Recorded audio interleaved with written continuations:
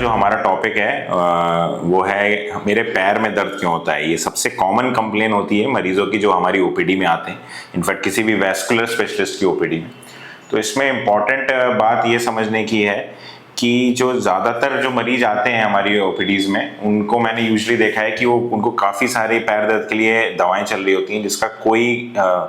कोई यूजुअली उसका definite diagnosis नहीं होती। मतलब मरीज की बीमारी का कुछ जड़ ही नहीं पता होता है और मरीज जो है बस पेन किलर लिए जा रहा होता है। और मैंने ऐसा भी देखा है कई सारे मरीज 10-10, 12-12 पेन किलर्स खा रहे होते हैं। तो इसमें इम्पॉर्टेंट बात ये समझने की है कि जो पेन किलर्स खाने से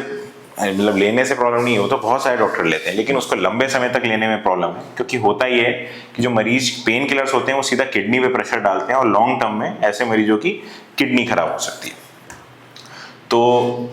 कभी भी आप कोई भी इलाज करा रहे हैं, खासकर किसी वैस्कुलर स्पेशलिस्ट के पास, तो इसमें इंपॉर्टेंट ये बात समझें कि जब तक बीमारी का जड़ नहीं पता चलेगा तब तक पेशेंट का प्रॉपर इलाज नहीं होगा और तब तक उसको पेन किलर से, जो दर्द की दवाइयाँ हैं, उनसे निजात नहीं मिलेगी। ऐसी किसी भी इलाज का कोई फायदा नहीं है जिसमें कभी प्रॉपर डायग्नोसिस ना हो और कभी प्रॉपर ट्रीटमेंट ना हो उसका। तो हमेशा इस चीज़ का ध्यान रखें कि दवाइयाँ, ऐसा इलाज जिसमें दवाइयाँ मरीजों की पूरी हट जाएं, वही एक अच्छा इलाज माना जाता है।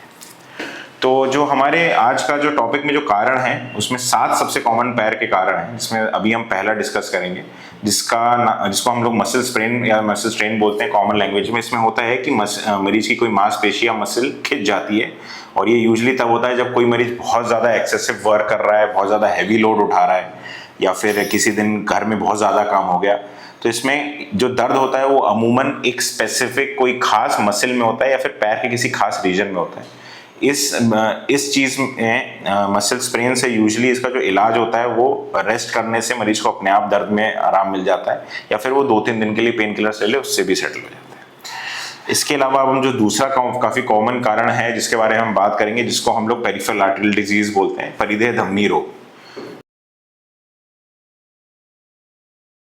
जो हमारा दूसरा कारण है इसको हम लोग पेरिफेरल आर्टरियल डिजीज बोलते हैं या फिर परिधेय धमनी रोग। तो इसमें क्या होता है, जो पैरों की खून की आर्टरीज होती हैं, धमनी होती हैं, जो कि दिल से पैर की तरफ खून लेके जाती हैं, उनमें थक्के जमने लगते हैं और जिसकी वजह से पैरों में जो खून की सप्लाई है वो कम हो जाती है। और कई बार अगर ये सप्लाई बिल्कुल भी बंद हो जाए तो पैर जो है वो मरीज का काला पड़ने लगता है। तो ये अमूमन उन लोगों में ज़्यादा होता है जिनको, जो बहुत स्मोकर्स हैं, बीड़ी पीते हैं, या फिर उनको डायबिटीज़ है। तो इस बीमारी में यूजुअली जो दर्द होता है मरीज को, वो ऐसा होता है कि मरीज बोलेगा कि जब भी मैं चलता हूँ तो मुझे इतना तेज़ दर्द होता है कि मेरे को बैठना पड़ जाता है और बैठ के फिर आराम मिलता है, तब जाके मैं थोड़ा चल पाता हूँ। तो इस चीज़ को हम लोग बोलते हैं मेडिकल लैंग्वेज में क्लॉडिकेशन। और अगर इस तरह का दर्द है तो ये बात समझें कि मरीज को इसमें पेरिफेरल आर्टरियल डिजीज का कॉज है। और इसका जो यूजुअली मैंने कई बार देखा है कि जो डॉक्टर्स होते हैं, कई सारे डॉक्टर्स क्या बोलेंगे, जो सर्जन्स होते हैं कि मरीज का पैर हम सीधा काट देते हैं, जो काला वाला हिस्सा है, तो ही आराम मिलेगा, नहीं तो जहर जो है पूरे शरीर में फैल जाएगा। कहने की बात ठीक है, लेकिन बात ये भी समझनी है कि जब नसों में थक्के जमे हुए हैं और पैर में खून की सप्लाई प्रॉपर नहीं है, तो जब हम काट देंगे पैर, तो जो घाव बनेगा वो कभी भरेगा ही नहीं। तो इसमें हमेशा इंपॉर्टेंट ये समझें कि इसमें सिर्फ पैर काटना कंप्लीट इलाज नहीं है। इसमें हमें जितना काला पड़ा पैर है वो तो काटना ही है, उसके साथ जितने भी थक्के जमे हुए हैं खून की नसों में, वो सारे भी खींच के निकालने।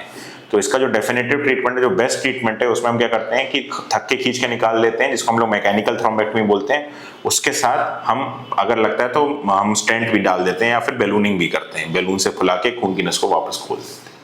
तो इसके अलावा जो हमारा तीसरा जो कारण है, जिसको हम लोग डीप वेनस थ्रोम्बोसिस या फिर डीवीटी बोलते हैं, तो इसमें क्या होता है, जो पैर की खून की नसें हैं, जो कि दूषित खून पैर से दिल की तरफ लेके जाती हैं, उनमें कई बार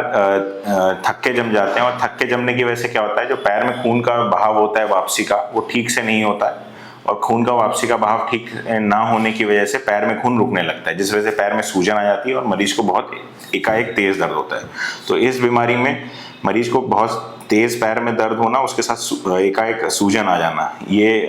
प्रमुख लक्षण होते हैं। तो डीवीटी की सबसे बड़ी प्रॉब्लम ये है कि अगर इसको हम समय रहते हुए ना खोलें डीवीटी को, तो ये फेफड़े में थक्के पहुंच जाते हैं, पल्मोनरी एम्बोलिज्म हो जाता है, जो कि बहुत गंभीर बीमारी हो जाती है। तो डीवीटी का जो बेस्ट ट्रीटमेंट है उसमें हम क्या करते हैं कि जो खून के थक्के होते हैं पैर में वो सारे खींच के निकाल लेते हैं, उसके साथ थक्का गलाने की दवाई डालते हैं और वो सारा जो थक्के हैं वो गल जाते हैं। और इसके अलावा हम जो पल्मोनरी एम्बोलिज्म मैंने कॉम्प्लिकेशन बताया आपको वो ना हो उसके लिए हम ये करते हैं कि एक आईवीसी फिल्टर आता है, एक तरह की छन्नी होती है, छतरी होती है, वो पेट की खून की नस में डाल देते हैं ताकि जितने भी थक्के अगर ऊपर जाएं भी तो उसमें फंस के रुक जाए। अब इसके अलावा जो हमारा चौथा एक कारण है उसको हम लोग बोलते हैं वेरिकोज वेन, जो कि काफ़ी कॉमन है, आप सब समझते भी हैं उसके बारे में, जानते भी हैं। तो वेरिकोज वेन अमूमन ये उन लोगों को होता है जो कि बहुत देर तक खड़े रहने का जिनका काम है, जैसे कि ट्रैफिक पुलिस वाले, टीचर्स या फिर लेबरर्स। तो इसमें क्या होगा, ज़्यादातर मरीज को जो पैर के में जो घुटने के नीचे की तरफ से ज़्यादा दर्द होता है, घुटने के नीचे से लेके पूरा मरीज को दर्द होगा, उसके साथ पैर में उभरी हुई मोटी मोटी खून की नसें दिखेंगी। तो ये जो बीमारी है इसमें जो क्यों होती है, इसका होने का एक ही कारण है कि जो पैर में ये जो सुपरफिशियल वेन,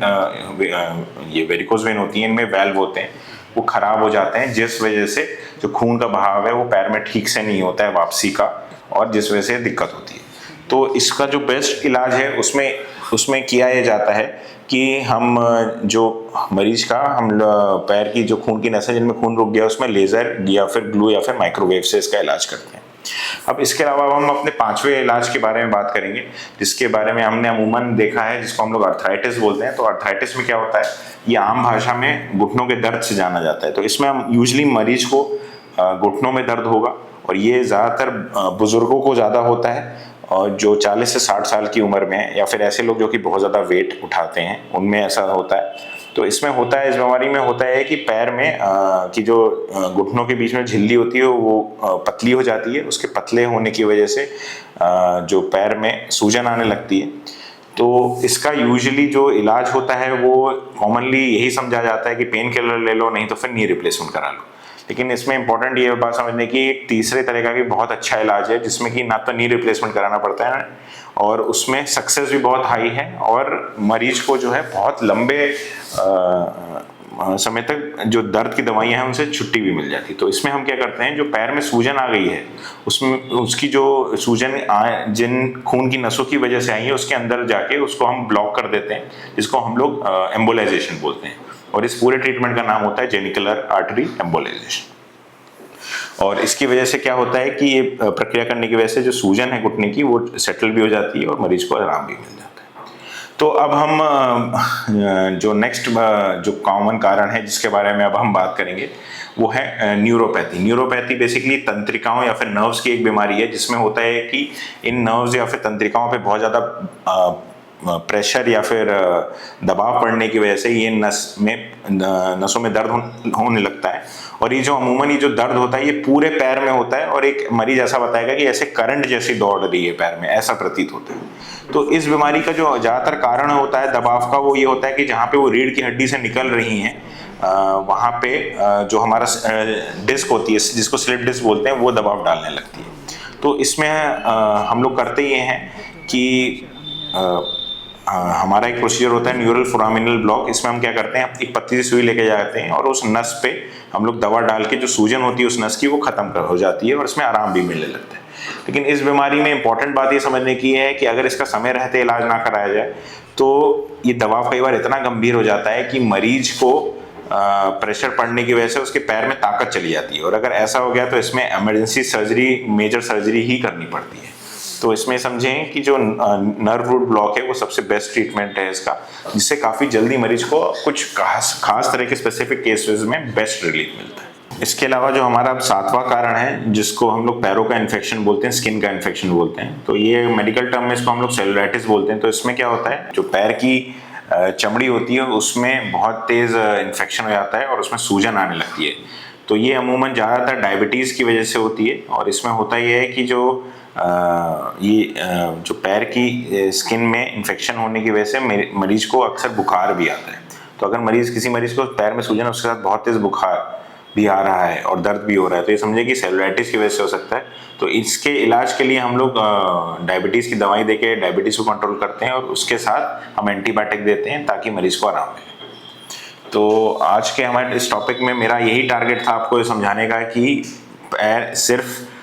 पेन किलर लेने से आराम ना पाएं, ये भी समझें कि बीमारी का मूल कॉज क्या है, मूल जड़ का कारण क्या है बीमारी होने का, और उसको जड़ से उसको खत्म किया जाए। तभी जाके पूरा रिलीफ पेशेंट को मिलता है, और तभी जाके इलाज जो हमारा प्रोसीजर है, अभी जो हमने मेजर ट्रीटमेंट कराया है, उसके बाद पेशेंट को दवाइयों से आज़ादी मिलती है। Thank you.